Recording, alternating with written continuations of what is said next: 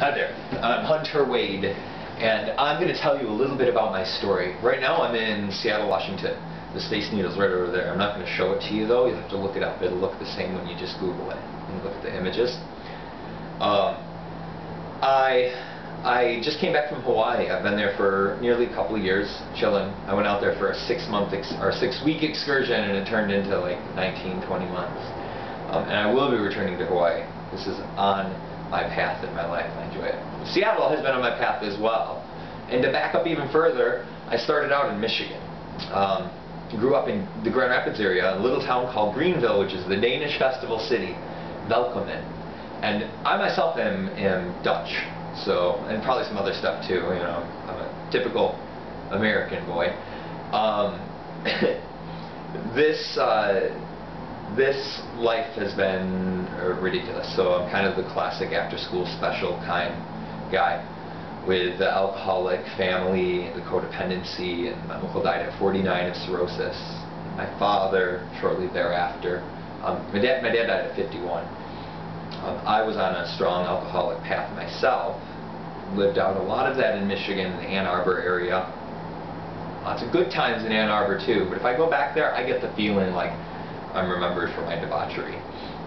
Pretty extreme, like very flamboyant person. I'm very loud, I'm tall, sometimes I'm bald, sometimes I have long hair. I'm singing a lot, I always whistle. So I stand out in a lot of interesting ways. So when I'm doing anything, it tends to be to an extreme. I'm learning to walk that middle ground, but I'm also totally embracing wholeness. You know, like if I didn't really experience the downs, how could I experience the ups fully? And if I'm not really allowing myself to be true about my feelings, then, you know, what am I going to miss out on if there's balance to all of this? So, all right, digressions within digressions. After a long time with debauchery in Michigan, I did some crazy stuff, and I was a road managing host of an interactive pop culture trivia game show called Think Fast, and that was fun. And I toured around the country doing that at college campuses, but I was drinking really heavily still, and left that to move to Seattle, and drank really heavily still in Seattle while I was here for a year, and then I quit drinking. And within about 6 months of quitting drinking, everything in my life kind of came into focus. It's like everything that I've been carrying with me that was of good potential was still right there waiting for me. And I really devoted myself to my music again at that point, or the way that music has served me in my life. And I released a debut CD after a year working with this great guitarist, Trevor Lee Bridge, become a great friend of mine, who intriguingly is our age gap. He's 6 years younger than me, which is the amount of time that I spent drinking heavily before I stopped. It's intriguing stuff. You know, there's so many challenges and pitfalls. I'm very spiritual. I've studied metaphysics for a really long time. I do divination therapy. I read Tarot, I Ching.